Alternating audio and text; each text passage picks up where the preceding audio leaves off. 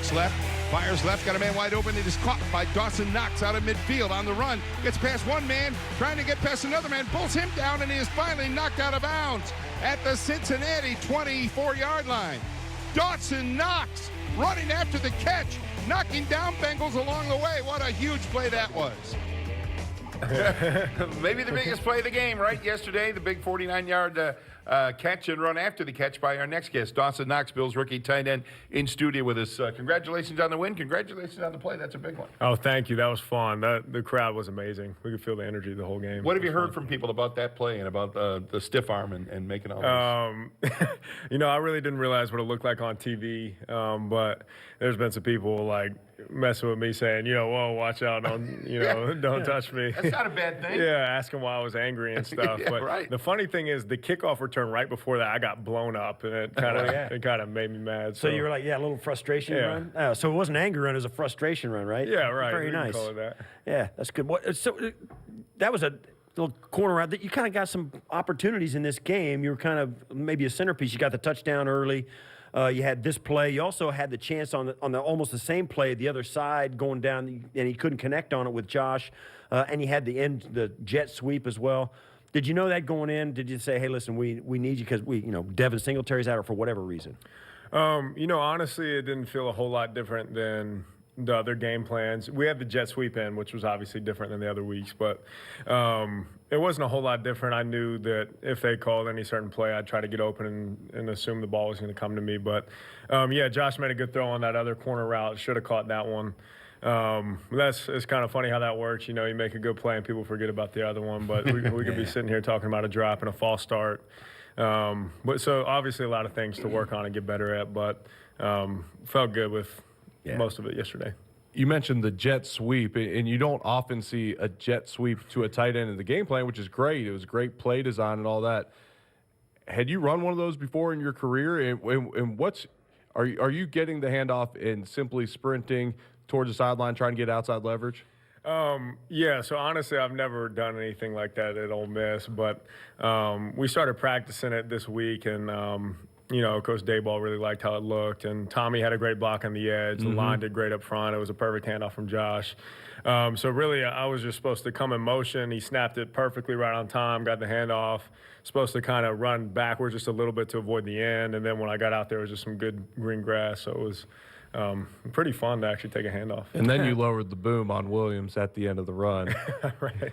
Tommy helped me out with that one a little bit because he was already going backwards, so it probably made it look better than what it really was. With Bills rookie tight end Dawson Knox, with your first NFL touchdown yesterday. Tell us about that play, the 1-yard catch from Josh.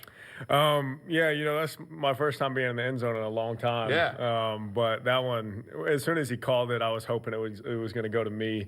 We started in motion across the line of scrimmage, come back.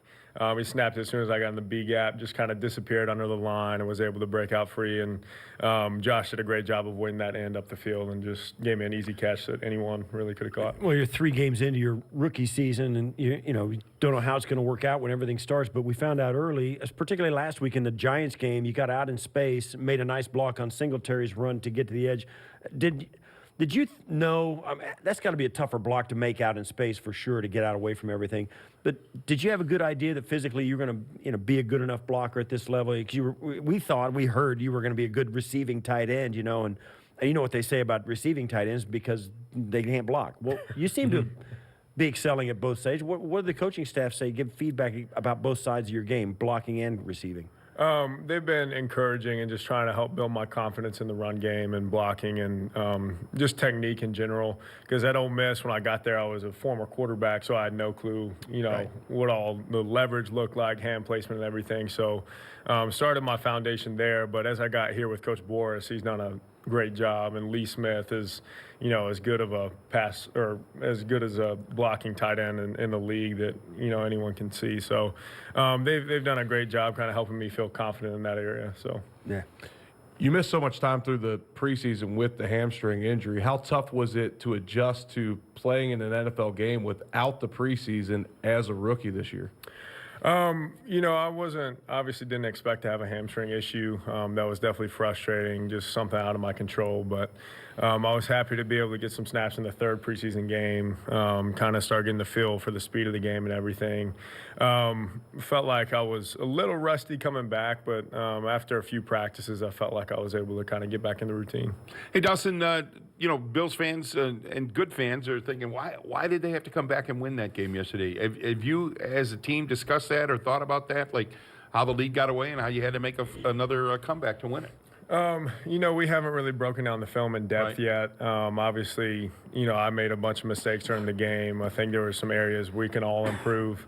But that's kind of how it is with almost any game you play. You're never going to play a perfect game. There's going to be ups and downs. So I think as a team, did a great job bouncing back from some adversity. And I think that's kind of the mark of a good team, being able to fight back like that. What were your impressions of the crowd here, the noise, the atmosphere at One Bills Drive? Oh, it was incredible. I've heard stories and rumors and how loud it was going to be, the energy, but being out there, especially when we're on the sideline, when the defense is out there, it's deafening. You can't hear yourself think. So they bring a lot of energy that kind of helps pump us up a little bit too. It's one of the fun things as well when you scored that touchdown that get that crescendo and you're kind of celebrating. You probably didn't even hear the crowd at that point. You're turning around looking for the guys. I saw you slap a few fans on the way around.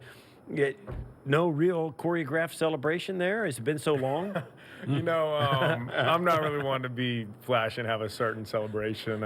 Saw all the fans there. Wanted to go give them some love and really just celebrate with my teammates that are out there. So I don't really have any, one go-to. At least not yet. I don't think I will. But. Well, that was your first touchdown since high school. Yeah. How did that happen? Since I had my senior year, I played the first game at quarterback, then got hurt.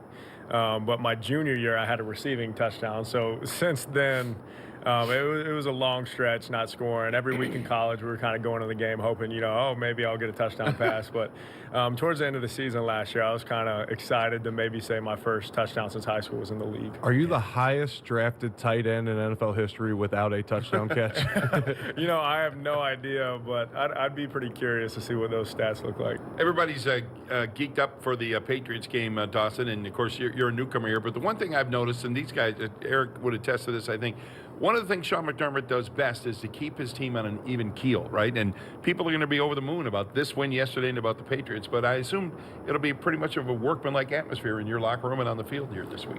Oh, absolutely. I think kind of when we were battling back from some adversity yesterday, it shows how good Coach McDermott is, kind of keeping us level-headed, not getting too high when we're up, not getting too down when we're not doing things the right way on the field. But I think we're just going to go into this week with the same mentality, just to go 1-0, not focus on what it looks like after this week, but just to go in and try to win this game. Could be a fun week. Thanks, man. Good seeing you. Thanks for coming in. Yeah, for sure. Have a great week. I appreciate Congratulations on the win. Thank you. Dawson Knox, Bills tight end. Steve and I and Eric coming back with more One Bills Live from the Seneca studio, and this is Buffalo Bills Radio.